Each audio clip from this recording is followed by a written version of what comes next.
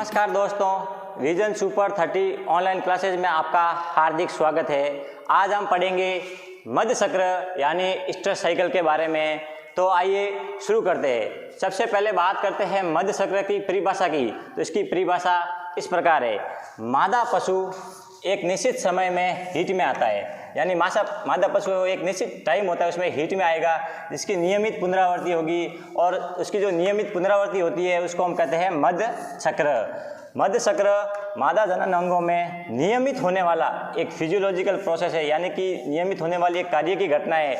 इससे इस मध्य चक्र में विभिन्न प्रकार के परिवर्तन आते हैं और ये जो परिवर्तन आते हैं ये एक निश्चित समय अंतराल पर दोहराए जाते हैं। तो ये हुई इसकी सिंपल सी डेफिनेशन। मादा पशु एक निश्चित समय में हीट में आएगा, जिसकी नियमित पुनरावृत्ति होगी, उसे हम मध्य चक्र कहेंगे। मध्य चक्र मादा जनन अंगों में नियमित होने वाली फिजियोलॉजिकल प्रोसेस है, यानी कि कार्य की घटना है। इस चक्र में विभिन्न प्रकार के परिवर्तन होंगे जो निश्चित समय अंतराल पर दोहराए जाएंगे। जब मादा पशु का जन्म होता है तो जन्म के बाद में जब वो परिपक्वता आती है उसमें, यानी कि जब प्यूबर्टी आती है तो उसके बाद में एक हार्मोन की प्रक्रिया शुरू होती है और यह प्रक्रिया हार्मोन के द्वारा ही नियंत्रित होती है। उससे एक चक्र बनेगा जिसे हम कहते हैं मध्य चक्र या स्ट्रेस साइकिल। ये जो स्ट्रेस साइकिल है यानी मध्य चक्र, यह एक सतत प्रक्रिया है। तो आगे हम पढ़ते हैं मध्य चक्र के भागों के बारे में। मध्य चक्र के भागों की बात करें तो मध्य चक्र के दो भाग होते हैं। पहला होता है फॉलिक्यूलर और दूसरा होता है ल्यूटियल। तो फॉलिकुलर नाम से पता चल रहा है कि इस भाग में फॉलिकल से संबंधित जो भी काम होते हैं वो होंगे। तो फॉलिकल से संबंधित इस फॉलिकुलर भाग में क्या क्या कार्य होंगे तो देखें। वो पहला होगा oocyte परिपक्व होगा, यानी कि फॉलिकुलर जो भाग है इसमें एक तो oocyte परिपक्व होगी। मादा पशु हीट में आएगा, हीट के लक्षण प्रदर्शित करेगा क्योंकि इसमें एस्ट्रोजन हार्मोन है वो उच्चतम स्तर पे होता है, हाई लेवल पे होता है। और इसके बाद में क्या होगा, ग्राफियन फॉलिकल फटेगी। ग्राफियन फॉलिकल के फटने से ओव्यूम बाहर आएगा, यानी कि ओव्यूलेशन की क्रिया होगी। तो फॉलिकुलर भाग में ये तीन मुख्य कार्य होंगे। और अब बात करें ल्यूटियल भाग की, तो इसमें क्या क्या कार्य होंगे। इसमें जब ओव्यूलेशन हो जाता है तो उसके बाद में क्या होता है, एलएस हार्मोन के प्रभाव में कार्पस ल्यूटियम बनता है। तो पहला बनेगा कार्पस ल्यूटियम।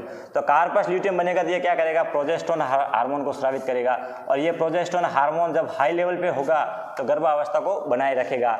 और तीसरा जो इसमें क्या कार्य है कि ये जब गर्भावस्था बनेगी यानी कि उसमें निषेचन हो जाएगा तो गर्भावस्था बन जाएगी। ये तीन कार्य होंगे, कार्पस ल्यूटियम का निर्माण होगा, प्रोजेस्टेरोन हार्मोन का स्राव होगा और निषेचन की क्रिया होगी।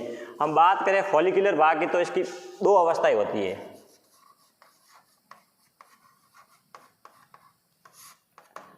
पहली होती है प्रोस्ट्रस।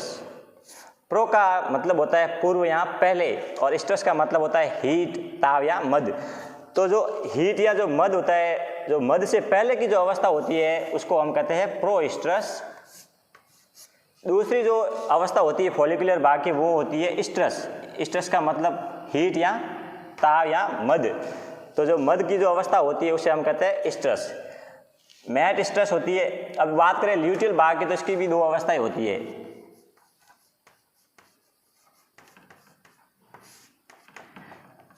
पहली हो जाएगी मैट स्ट्रेस। मैट का मतलब होता है बाद में और स्ट्रेस का मतलब होता है मध्य। तो जो मध्य के बाद की जो अवस्था होती है उसे हम कहते हैं मैट स्ट्रेस अवस्था। और डाई स्ट्रेस अवस्था की बात करें तो ये अवस्था जब निषेचन हो जाता है तो गर्भावस्था में कन्वर्ट हो जाती है और ये सबसे लंबी अवस्था होती है। स्ट्रेस साइकिल की सबसे लंबी अवस्था होती है डाई स्ट्रेस। तो इस प्रकार से स्ट्रेस साइकिल की टोटल 4 अवस्थाएं होती है। पहली प्रोस्ट्रेस, दूसरी स्ट्रेस, तीसरी मैट स्ट्रेस और चौथी डाई स्ट्रेस। और इसके दो भाग होते हैं स्ट्रेस साइकिल के, फॉलिकुलर और ल्यूटियल। तो अब हम इसकी अवस्थाओं के बारे में पढ़ेंगे कि मध्य चक्र की 4 अवस्थाएं कौन कौन सी होती है, उसमें क्या क्या कार्य हो रहे हैं। तब हम उसके बारे में पढ़ते हैं। हम मध्य चक्र की अवस्थाओं के बारे में बात करें तो सबसे पहली अवस्था है प्रोस्ट्रेस। प्रो का अर्थ मैंने आपको बताया था पूर्व या पहले और स्ट्रेस का मतलब होता है हीट या मध्य। तो जो मध्य से पहले की जो अवस्था होती है उसे हम कहते हैं प्रोस्ट्रेस अवस्था। गाय में जो ये जो अवस्था होती है वो 3 दिन लंबी होती है। हर एनिमल में अलग अलग होती है, लेकिन हम एक एनिमल को लेकर चल रहे हैं। गाय में ये अवस्था 3 दिन की होती है। तो क्या होगा कि सबसे पहले हाइपोथैलेमस से जो GnRH हार्मोन रिलीज होता है, ये अग्रपीयूष ग्रंथि को निर्देश देता है। तो सबसे पहले अग्रपीयूष ग्रंथि से एक हार्मोन रिलीज होता है FSH हार्मोन। ये हार्मोन क्या करता है, FSH हार्मोन ओवरी पर कार्य करेगा।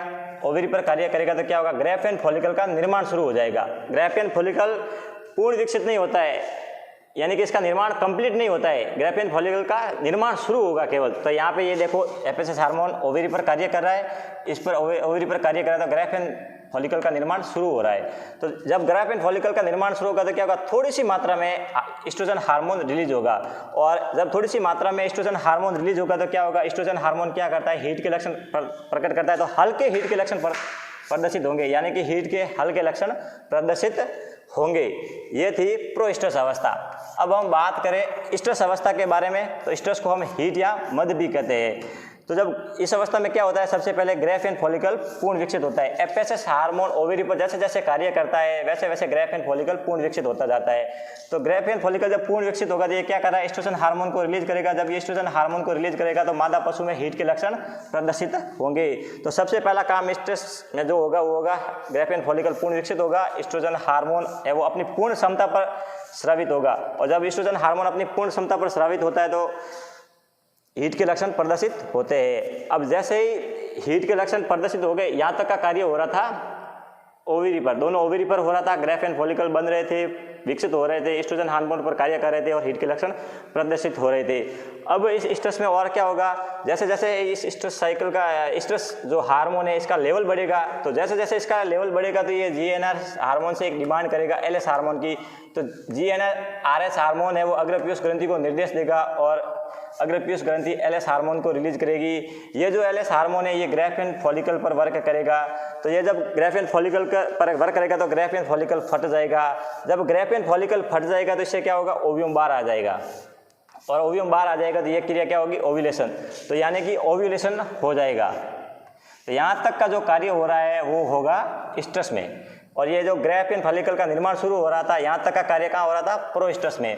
तो हम आगे पढ़ेंगे मेट स्ट्रेस के बारे में। हम स्ट्रेस साइकिल की तीसरी अवस्था के बारे में बात करेंगे। तो स्ट्रेस साइकिल की तीसरी अवस्था होती है मेट स्ट्रेस। मेट का अर्थ मैंने आपको बताया था बाद में, स्ट्रेस का मतलब हीट। तो ये जो अवस्था होती है वो मध के बाद की अवस्था होती है। गाय में इसकी अवधि होती है वो 3 से 4 दिन की होती है। इस अवस्था में क्या होगा, अब यहाँ तक का कार्य हो रहा था, एलएस हार्मोन के 2 कार्य थे। पहला कार्य हो रहा था ओव्यूलेशन, यहाँ तक का कार्य हो रहा था स्ट्रेस में। अब जो कार्य होगा, अब क्या होगा, जब ग्रैफियन फॉलिकल फट गया है, उसमें से ओव्यूम बाहर निकल गया, यानी कि ओव्यूलेशन हो गया है, तो ये जो एलएस हार्मोन है ये जो ओवेरी पर जो शेष बची हुई संरचना है उसको क्या करेगा, कार्पस ल्यूटियम में कन्वर्ट करेगा। तो धीरे धीरे इसमें क्या होगा, कार्पस ल्यूटियम का निर्माण शुरू होगा, खत्म नहीं होगा, यानी कि पूर्ण रूप से कंप्लीट नहीं होगा, उसका निर्माण केवल शुरू होगा। जब कार्पस ल्यूटियम का निर्माण शुरू होगा तो ये क्या करेगा, थोड़ी सी मात्रा में प्रोजेस्टेरोन हार्मोन को स्रावित करेगा, थोड़ी सी मात्रा में प्रोजेस्टेरोन हार्मोन को स्रावित करेगा। यहाँ तक का जो कार्य होगा वो होगा मेट स्ट्रेस अवस्था में। चौथी अवस्था के बारे में बात करें तो चौथी अवस्था होती है डाइस्ट्रेस अवस्था। डाइस्ट्रेस अवस्था होती है वो मध्य चक्र की सबसे लंबी अवस्था होती है। तो कभी कभी एग्जाम में पूछते भी है कि मध्य चक्र की सबसे लंबी अवस्था कौन सी है, तो वो होती है डाइस्ट्रेस अवस्था। गाय में ये जो अवस्था होती है वो होती है 13 दिन की। इस अवस्था में क्या होगा, ये जो कार्पस ल्यूटियम का निर्माण शुरू हुआ था तो ये कार्पस ल्यूटियम पूर्ण रूप से परिपक्व हो जाता है, यानी कि कार्पस ल्यूटियम पूर्ण विकसित हो जाता है, पूर्ण रूप से परिपक्व हो जाएगा। तो जब कार्पस ल्यूटियम पूर्ण रूप से परिपक्व हो जाता है तो कार्पस ल्यूटियम का कार्य क्या है, प्रोजेस्टेरोन हार्मोन को रिलीज करना। तो ये क्या करेगा, पूर्ण क्षमता पर प्रोजेस्टेरोन हार्मोन को स्रावित करेगा, यानी कि प्रोजेस्टेरोन हार्मोन को हाई लेवल पे स्रावित करेगा। और प्रोजेस्टेरोन हार्मोन का कार्य क्या है, इसे प्रेगनेंसी मेंटेनेंस हार्मोन कहते हैं। तो ये क्या करेगा, गर्भावस्था को बनाए रखेगा, और जब ये गर्भावस्था को बनाए रखेगा और इसका कार्य होगा, ये एफएसएच के स्राव को रोकेगा। एफएसएच के स्राव को क्यों रोकेगा, ताकि ये वापस ओवेरी पर कार्य करके ग्रैफियन फॉलिकल को निर्माण नहीं करे, नया ग्रैफियन फॉलिकल नहीं बने, इसलिए ये एफएसएच हार्मोन के स्राव को रोकेगा। अब यदि निषेचन हो जाता है तो ये जो डाइस्ट्रेस अवस्था होती है ये गर्भावस्था में कन्वर्ट हो जाती है। अब अगर ये डाइस्ट्रेस अवस्था गर्भावस्था में कन्वर्ट हो जाती है तो ये जो मध्य चक्र है, ये मध्य चक्र यहाँ पर अवरुद्ध हो जाता है, यानी कि ये लगातार नहीं चलेगा क्योंकि गर्भावस्था बन चुकी होती है। ये जो मध्य चक्र है ये 2 टाइम अवरुद्ध होता है। एक तो कोई भी प्रजनन संबंधित बीमारी होती है,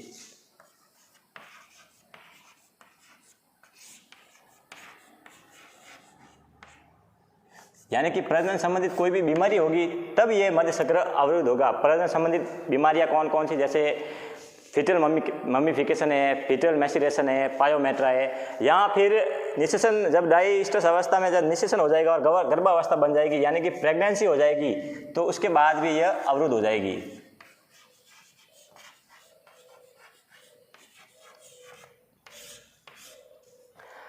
अगर निषेचन नहीं होता है और गर्भावस्था नहीं बनती है तो क्या होगा, यूट्रस से एक हार्मोन स्रावित होगा, प्रोस्टाग्लैंडिन यानी PGF2 अल्फा। ये जो हार्मोन है, ये हार्मोन क्या करेगा, कार्पस ल्यूटियम को तोड़ देगा।